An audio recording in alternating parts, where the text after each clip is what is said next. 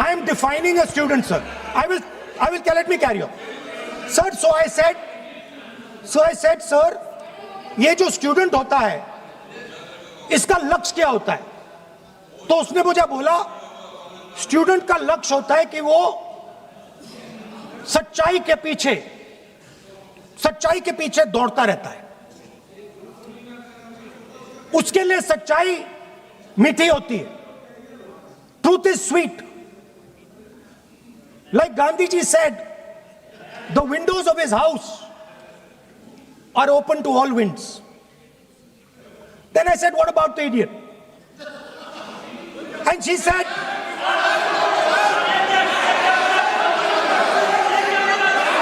what is going on?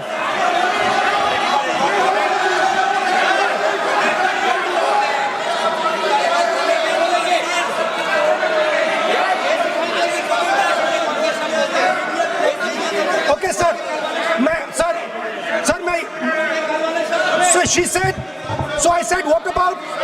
I said, so sir, I said, okay, what about this other type of person who is not a student?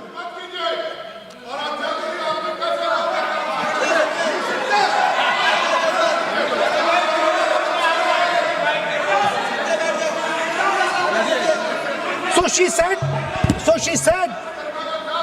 the hallmark, she said, the student,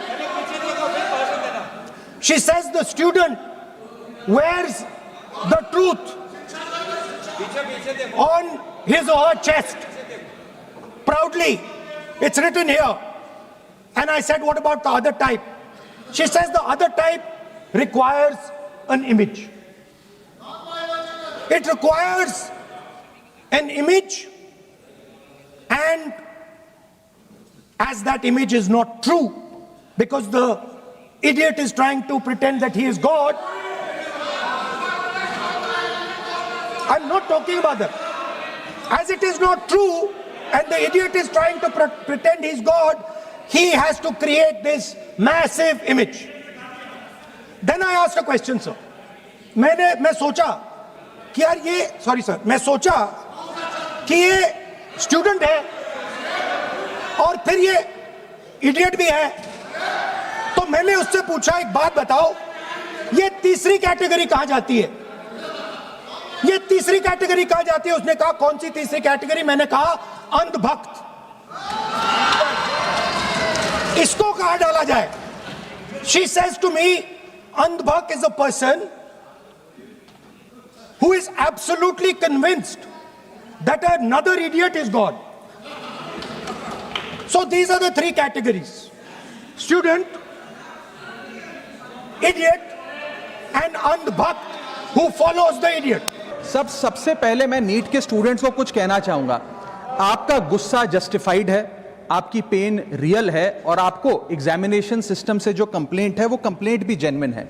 your voice matters. और जब आपने अपनी चिंता व्यक्त करी, अपना दर्द बताया, when you demanded, the honourable prime minister heard that demand, not just as a prime minister but also as a guardian, परिवार के मुखिया की तरह उस बात को सुना।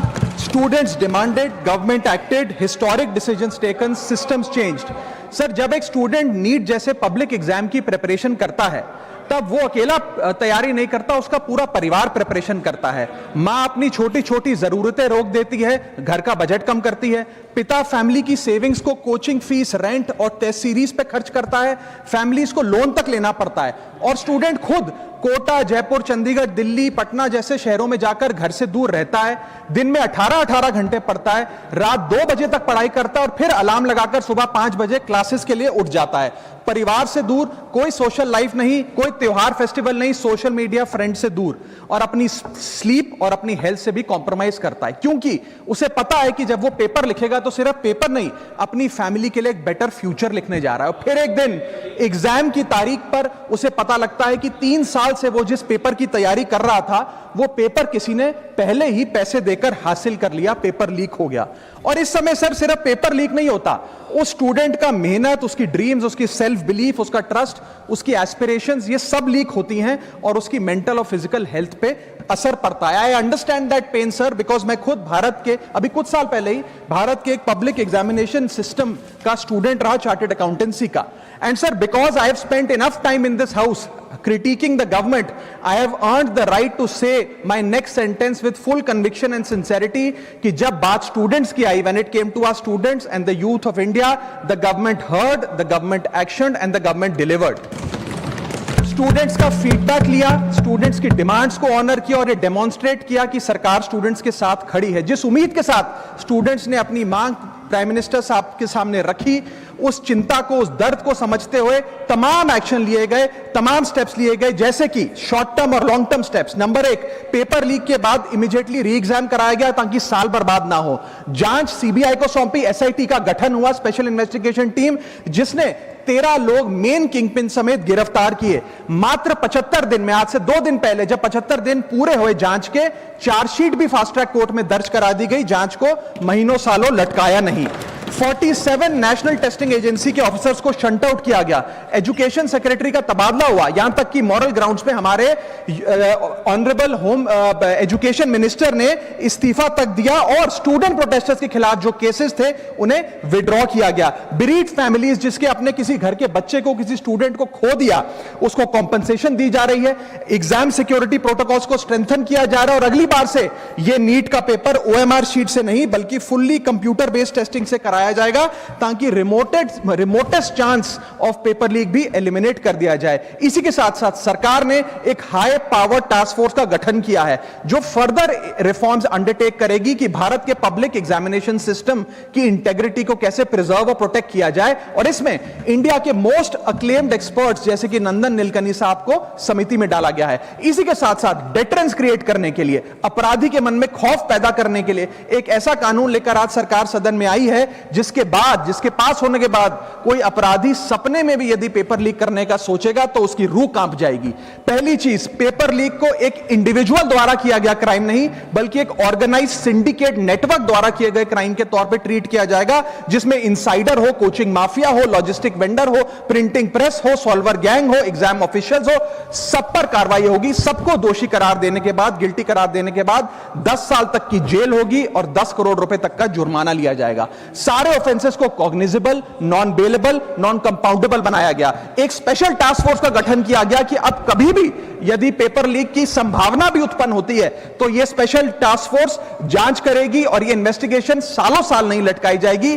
2 महीने के अंदर अंदर से इस इन्वेस्टिगेशन को कंप्लीट करना होगा।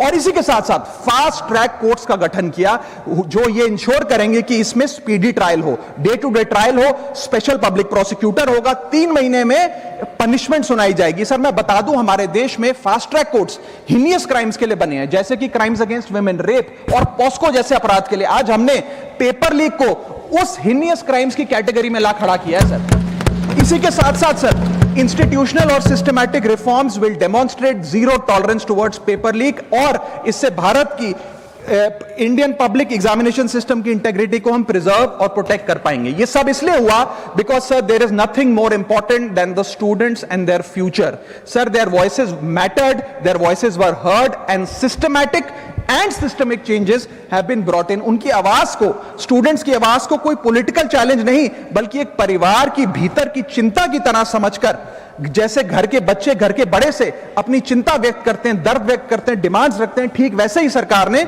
यह तमाम फीडबैक लेते हुए एक्शन लिया।